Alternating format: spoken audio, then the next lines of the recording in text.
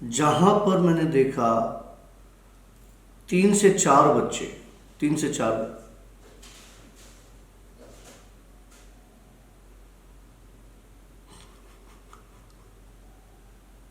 अस्तगफिरुल्लाह इन्नल्लाह गफूरुर रहीम। ये जो चीज़ होती है ये इनके खाने की चीज़ होती है।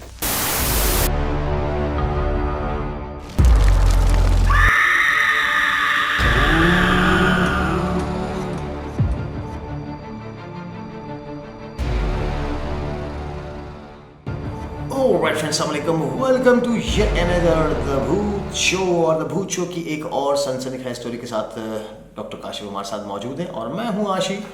इस वक्त बज रहे हैं ठीक रात के 2 बूम बूम।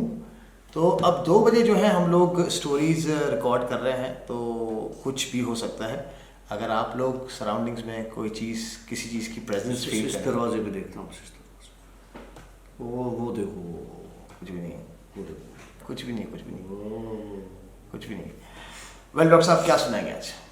आज सुनाऊंगा मैं आज का किस्सा। आज का मतलब वो मस्जिद वाला, मस्जिद वाला किस्सा, जिसकी स्टोरी आप लोग इंस्टा पे देख चुके होंगे। जी। मुझे किसी ने कहा मेरी कंपनी में कि यार डॉक्टर साहब एक मस्जिद है फिलानी जगह पे, वहाँ पर उस मस्जिद को सिर्फ नमाज के टाइम पर खोला जाता है।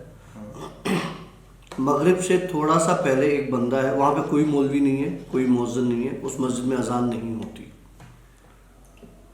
सिर्फ अगरबत्ती जलाने के लिए एक बंदा जाता है। वो उस एरिया के कोई भी बंदा चला जाए, वो अगरबत्ती जला के आता है। अगरबत्ती जला कर आता है। सुना है कि वहाँ पर मखलूक आके नमाज पढ़ती है। पहले मैंने उसकी शक्ल देखी,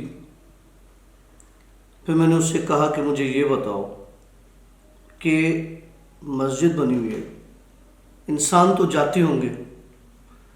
बोला वो मस्जिद इतनी पुरानी है कि जितना हमें पता चलता है, उस बंदे की उम्र है जिसने मुझसे ये बात की थी, कम से कम इस वक्त 60 साल की, 55-60 साल। उसने बोला मेरे दादा के वक्त की मस्जिद है, तब जाते थे लोग, लेकिन उसके बाद लोगों ने जाना छोड़ दिया। मैंने कहा अच्छा। मैंने कहा कहाँ है? तो उसने मुझे एक एड्रेस बताई कि ये इस जगह पर है। तो मैंने कहा ठीक है, कोई मसला नहीं भाई। उसने समझा मैंने बात कर ली और मैंने समझा इसने बात कर ली। अब मेरे अंदर का जो मसला है वो ये है कि इसने बात तो कर दी, अब मेरे दिमाग में वो मस्जिद घूम रही, वो मस्जिद देखूं कैसी है। मैं जॉब से निकला और मैं एक और जगह गया, वहाँ थोड़ी देर बैठा, लेकिन मेरे दिमाग में ना कंटिन्यू मस्जिद चल रही थी। मैं उठा, मैं गाड़ी निकाली और रवाना हो गया उस जगह पे। पूछता पूछता मैं उस जगह पहुँच गया। उस वक्त मगरिब का टाइम हो रहा था, मतलब मगरिब ऑलमोस्ट होने वाली थी, हुआ नहीं था, और 10 मिनट के बाद मगरिब होने वाली थी। अच्छा, वो मस्जिद मेन रोड है, मेन रोड से तकरीबन कोई 2.5 किलोमीटर अंदर की तरफ है, 2 किलोमीटर 2.5 किलोमीटर के अंदर की तरफ है। चारों तरफ कच्ची झाड़ियाँ, वो जो सूखी झाड़ियाँ, पौधे, कांटेदार वो जो होते हैं पौधे और इस तरह की चीज़ें, और मट्टी और ये धूल, इस तरह पत्थर बड़े बड़े पड़े हुए। उसके आगे एक होटल बनी हुई थी। मस्जिद के आगे फ्रंट पे एक होटल बनी हुई थी जो बिल्कुल तबाह हालत में थी। जिस तरह हाईवे पे होटल्स बनी हुई होती है ना, बिल्कुल तबाह। वो होटल इतनी खतरनाक थी कि मैंने वहाँ पर तस्वीरें लेना चाही, लेकिन मेरे दिल ने कहा कि आज नहीं। तो मैं रुक गया वहाँ पर। मैंने कहा आज नहीं, आज मस्जिद के लिए आया हूँ तो मस्जिद की लेता हूँ तस्वीरें। खैर, मुझे ना जब मस्जिद के एरिया में एंटर हुआ तो खुशबू आना शुरू हुई, अजीब किस्म की खुशबू। हालांकि आसपास झाड़ियां हैं, कोई किसी का कुछ मतलब कोई पर ना कोई इत्र, ना कोई परफ्यूम, ना कोई और चीज़, ना कोई गुलाब के फूल, ना कोई जैस्मिन जिसमें से खुशबू है, अजीब सी खुशबू। मैंने कहा यार ये समझ में नहीं आ रहा किस चीज़ की खुशबू है।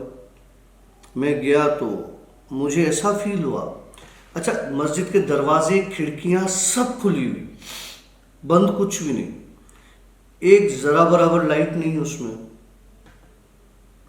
मस्जिद की खिड़की से खुशबू आ रही थी। मैं समझ गया कि उस बंदे ने जो बात की थी कि अगरबत्ती जला के जाते हैं, तो ये उसी अगरबत्ती की खुशबू होगी। मैं गया, पहले मैंने फोटोज लिए।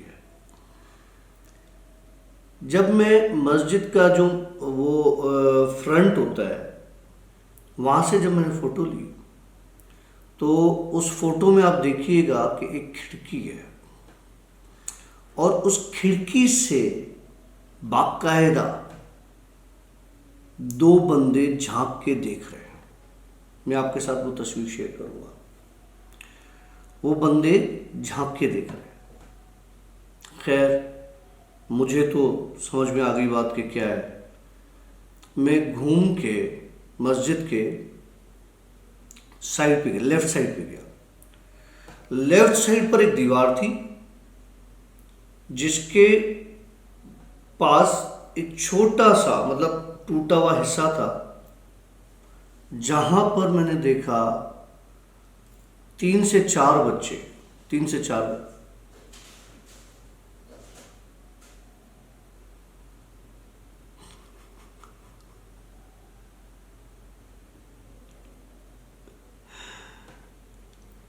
अब इस टाइम 2 बजे इस गली से आवाज़ें आ रही हैं चलने की। चलने की, बहुत क्लियर है।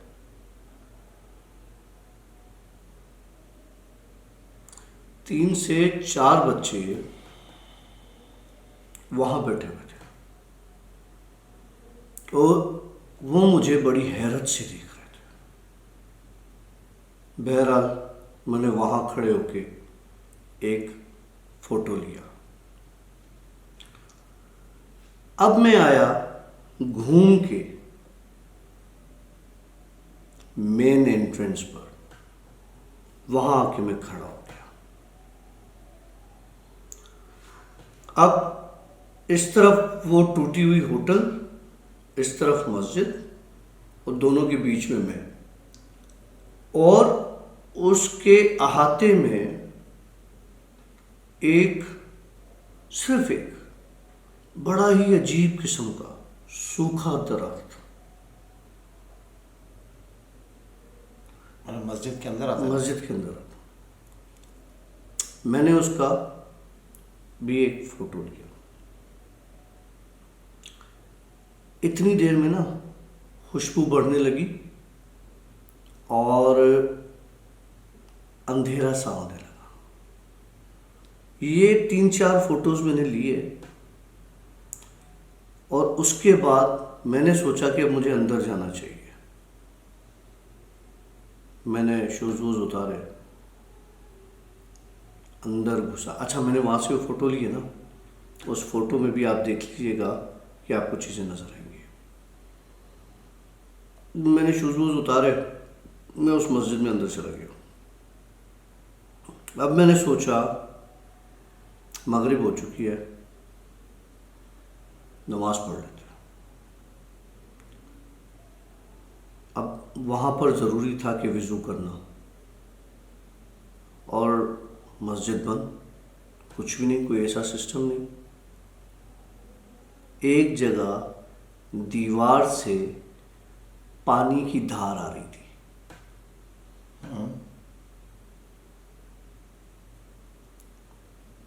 वहां वजू किया, अंदर गया,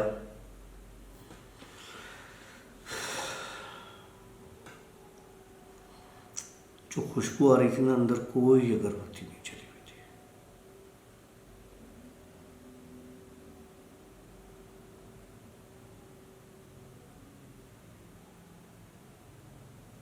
अंदर गुर्राने की आवाज सुनी आपने? खैर, अंदर कोई अगरबत्ती नहीं जल रही थी। मैं खड़ा हो गया, मैंने कहा है तो कोई नहीं, मैं नमाज पढ़ लेता हूँ।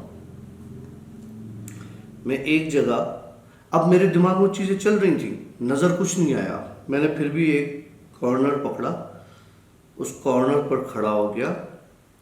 मगरिब का टाइम हो चुका था। मैंने नमाज के लिए मैं खड़ा हुआ तो मेरे साथ बाकायदा मुझे तकबीरें सुनाई दी। जो तकबीर देते ना, आगे पेशमाम, पीछे मौज़िन, साथ में यूं खड़े हुए लोग।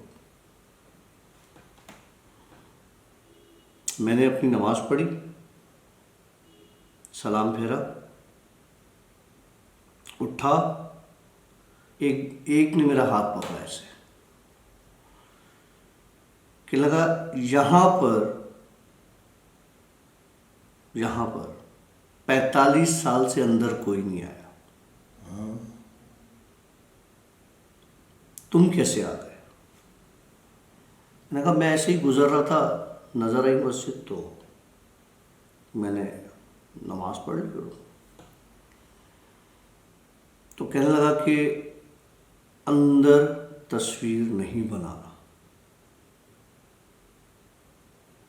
अब कौन कह रहा है कि इंसान? ठीक है, नहीं बनाऊंगा। उससे मैंने इजाज़त ली और मैं बाहर निकल आया। देख लिया, देखा कुछ नहीं, महसूस किया तुमने? हाँ। तो बाहर निकला, शूज़ पहने, तो एक बंदा मेरी गाड़ी तक मेरे साथ आया। पता है क्यों? मेरे दिमाग में चल रहा था कि मैं सामने होटल में चला जाता हूँ। वो बंदा सिर्फ इसलिए मेरे साथ था कि मैं उस होटल में ना जाऊँ,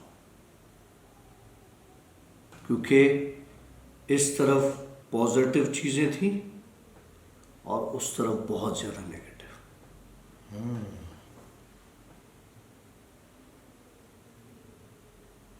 उसके बाद मैंने गाड़ी स्टार्ट की। पहले मैंने फ़ोटोज़ अपलोड किए थे वहीं पे, फिर गाड़ी स्टार्ट की, सीधा हैदराबाद। मेरे ख्याल से आज बहुत लेट हो गया।